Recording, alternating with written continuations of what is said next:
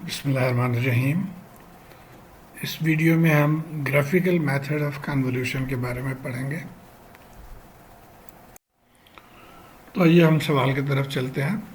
ये दो हमें सिग्नल्स दिए हुए हैं, एक इनपुट सिग्नल है और एक एक्सपोनेंशियल सिग्नल है। ये इम्पल्स रेस्पॉन्स है और ये इनपुट है। अब हमने इन दोनों को कन्वोल्यूट करके इनके आउटपुट मालूम करना है, वाई टी या वी नॉट टी, और ये हम ग्राफिकल मेथड से करने जा रहे हैं। तो आइए देखते हैं पहला स्टेप क्या है। पहला स्टेप ये है कि change the scale from T to lambda और जेड। तो ये जो टी वेरिएबल है इसको हम चेंज कर देंगे लैम्डा या जेड में, क्योंकि हम आगे इसी सवाल में टी को एज ए वेरिएबल यूज़ करेंगे। तो टाइम स्केल से इसको हम ख़त्म कर देंगे। तो अब ये देखिए, हमने जेड टी के बजाय जेड लिख दिया, यहाँ पे भी जेड लिख दिया, इसी तरह इस सवाल में भी।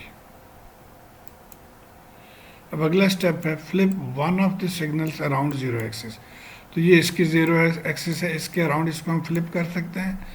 दूसरे ये जीरो एक्सिस है तो इसके अराउंड हम इसको फ्लिप कर सकते हैं। तरीका ये है कि जो आसान है उसको आप फ्लिप करें, तो हम इस वाले सिग्नल को फ्लिप करेंगे। ये कंपैरेटिवली ईजियर टू हैंडल है। तो अब हमने इसको फ्लिप कर दिया तो ये लेफ्ट साइड पे आ गया, माइनस पे आ गया, और इसका नाम भी फिर चेंज हो गया, वी आई माइनस जेड हो गया। अब ये चेंज कर दिया नेम। तो अब हम ये हमारा सिचुएशन है कि एक सिग्नल जो इम्पल्स रेस्पॉन्स है वो ये है, और ये इन्वर्टेड इनपुट सिग्नल है। अब अगला स्टेप हम ये करते हैं, move the flipped signal to a point T. तो ये जो फ्लिप्ड सिग्नल है इसको हम एक पॉइंट टी पे मूव करेंगे। ये टी कहीं पे भी हो सकता है इस एक्सिस में। मैं प्रेफर करता हूँ कि इसको लेफ़्ट साइड पे लेके जाऊँ, इससे इसकी ज़ीरो एक्सिस से लेफ़्ट साइड पे लेके जाऊँ। तो यहाँ लेकर आ गए हम। अब इसकी वजह से क्या हो रहा है कि देखिए, ज़ीरो की जगह पे हमने टी लिख दिया, तो ज़ाहिर है माइनस के वन की जगह पे भी हम टी या माइनस वन प्लस टी लिख देंगे। ज़ीरो की जगह पे हमने ज़ीरो प्लस टी, वो टी हो गया। यहाँ पे माइनस वन प्लस टी, तो ये उसको हम लिख सकते हैं टी माइनस वन, और नाम जो है वो भी इस तरह से चेंज हो जाएगा कि V I T minus Z. तो ये हो गया, हम इस तरह से इसको चेंज कर रहे हैं। अब हम क्या करेंगे कि ये जो जिसको हमने लेफ़्ट पे लेकर गए थे, अब उसको हम पुश करके ले आएंगे इस वाले सिग्नल के करीब। तो आइए हम देखते हैं, हमारा पहला रेंज या जोन मैं इसको कहता हूँ, वो हम डिफ़ाइन करते हैं। वो जोन क्या है कि ये टी जब इस ज़ीरो के बिल्कुल करीब आ जाए लेकिन उससे थोड़ा सा शॉर्ट रहे, यानी zone one is T less than zero. तो टी लेस देन ज़ीरो पे अब हम हो क्या रहा है कि दोनों सिग्नल में अभी तक कोई ओवरलैप नहीं है। और आपको पता है कि जो इंटीग्रेशन में हम क्या करते हैं कि हम इन दोनों को, दोनों सिग्नल्स के मल्टीप्लाई करते हैं। अब चूंकि ओवरलैप ही नहीं है तो इसलिए ये मल्टीप्लिकेशन ज़ीरो होगा और इसलिए आउटपुट भी ज़ीरो है। तो हम इस रेंज में हम कहेंगे कि output is zero for T less than zero. तो ये पहला जोन आ गया हमारा। आइए नेक्स्ट ऑप्शन की तरफ हम चलते हैं। यहाँ पे हमने इस सिग्नल को मज़ीद पुश कर दिया। अब टी जो है वो ज़ीरो से आगे निकल गया। तो अब यहाँ पे देखें कि ये दोनों सिग्नल्स में ओवरलैप है। तो ये सिचुएशन पहले से डिफरेंट है, पहले ओवरलैप नहीं था, अब ओवरलैप है। तो इसलिए अब इसको हम एक सेपरेट ग्रुप में ट्रीट करेंगे। और इसी के आप देखेंगे अगर और हम पुश करते जाएं, और ये वन से पहले तक वही सिचुएशन है कि इसको आप ये कवर करते जा रहा है या ओवरलैप जो है वो बढ़ते जा रहा है इसमें से।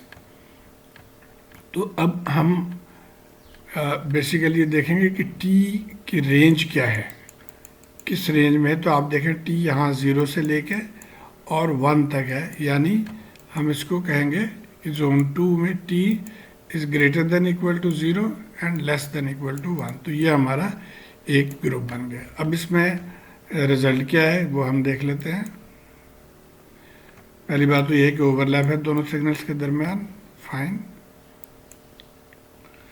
और ये हमारा फार्मूला था इंटीग्रल का। तो इन दोनों को मल्टीप्लाई करना है। और दूसरी बात, एक और बहुत ज़रूरी बात है, वो लिमिट की है कि आप चाहे इसको देख लें या यहाँ पे देख लें, स्टार्टिंग पॉइंट तो हमें पता है 0 है, यहाँ से नज़र आ रहा है। अब यहाँ देखें एंड पॉइंट क्या है, ये हमें नहीं पता चल रहा है यहाँ से, तो हम इस फिगर को देखेंगे, यहाँ पे एंड पॉइंट t है। सेम हेयर कि अब ये देखिए एक्चुअली 1 पे नहीं है, 1 से ज़रा सा पहले है, तो इस वैल्यू को हमें नहीं पता कि ये वैल्यू क्या है, तो यहाँ पे भी हम इस वैल्यू को देखेंगे जो कि t है। तो इसलिए हमारा स्टार्टिंग 0 है और फाइनल पॉइंट t है। अब ये वैल्यूज़ क्या है, आइए इसको देखते हैं। देखिए ये जो सिग्नल है v सिग्नल, इसके तो मैग्नीट्यूड 1 है, तो 1 से मल्टीप्लाई होगा hz, और hz की वैल्यू 2e⁻⁻z है, तो 1 से मल्टीप्लाई होकर यही रह गया। अब हम इसको इंटीग्रेट कर लेंगे, तो जब हम इंटीग्रेट करेंगे तो सिर्फ इसमें साइन चेंज हो जाएगा। आई होप आप इसको कर सकेंगे। और उसके बाद हमने ये लिमिट डाल दिया 0 और t, वो लिमिट्स पुट करने के बाद ये हमारा फाइनल आंसर आ गया for the range t greater than 0 and less then 1। अब आइए हम नेक्स्ट की तरफ चलते हैं। अब यहाँ देखिए कि अब हम ये 1 से आगे निकल आए t, और हमने इसको पुश किया, तो अब यहाँ पे एक नई चीज़ ये है कि अब ये अनकवर्ड हो गया, यानी ये पोर्शन अब कवर्ड नहीं है, इसलिए एक ये न्यू सिचुएशन है। तो इसको हम एक न्यू ग्रुप का नाम देंगे, और इस ग्रुप में हमारा क्या जोन आ गया, t ग्रेटर देन 1। तो ये t ग्रेटर देन 1 है, और चूंकि ये इनफाइनाइट है तो अब हम इससे आगे नहीं जाएंगे। फ़र्ज़ करें कि ये सिग्नल यहीं पे ख़त्म हो जाता है 2 पे, तो हमें मज़ीद आगे जाना था, और इस यहाँ पे मज़ीद और सिचुएशन जब ये इससे बाहर आ जाए तो उसको भी डील करना था। लेकिन चूंकि ये इन्फिनिटी तक है तो ये अब उससे बाहर नहीं जाएगा, तो यहीं पे हमारा जोन ख़त्म हो गया। ओके, अब इस जोन में भी एग्जैक्टली वही है, वही सिग्नल है, वही 1 से मल्टीप्लाई कर रहे हैं, सिर्फ अब t के लिमिट्स देखिए कि वो क्या है। अब देखें t के लिमिट्स यहाँ पे भी क्लियर नहीं है और यहाँ पे भी क्लियर नहीं है, इसलिए हम नीचे वाले सिग्नल को देखेंगे कि अब हमारा लिमिट t-1 से लेके और t तक है। तो आइए देखें कि अब लिमिट हमारा t-1 से लेके t तक, सिग्नल वही है, उसी तरह आप इसको इंटीग्रेट करेंगे। अब ये दोनों लिमिट्स पुट कर देंगे तो ये हमें आंसर मिल जाएगा। तो अब इनको हम समराइज कर लेते हैं कि तीनों सिचुएशंस में t लेस देन पे ये 0 था, t बिटवीन 0 एंड 1 पे ये वैल्यू है, और t ग्रेटर देन 1 पे ये वैल्यू है। अब इसको हम प्लॉट कैसे करेंगे, तो सबसे हम पहले वाले को देख लेते हैं। जब t लेस देन 0 पे तो आउटपुट 0 है, तो अब t लेस देन 0 पे आप स्ट्रेट लाइन लगा देंगे आउटपुट 0 के लिए। दूसरे को आप इसको दो तरीके से हमने देखना है, एक तो हम इसमें एक दो वैल्यूज़ पुट कर देंगे।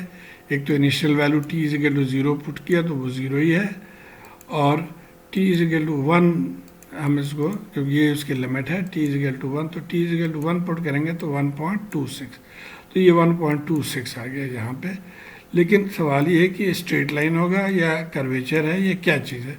इसके लिए हम ज़रा अपने ब्रश अप करते हैं ओल्ड नॉलेज। हमें पता है e⁻⁻t की शेप वो इस तरह से है, पैराबोलिक शेप में, हाफ पैराबोलिक।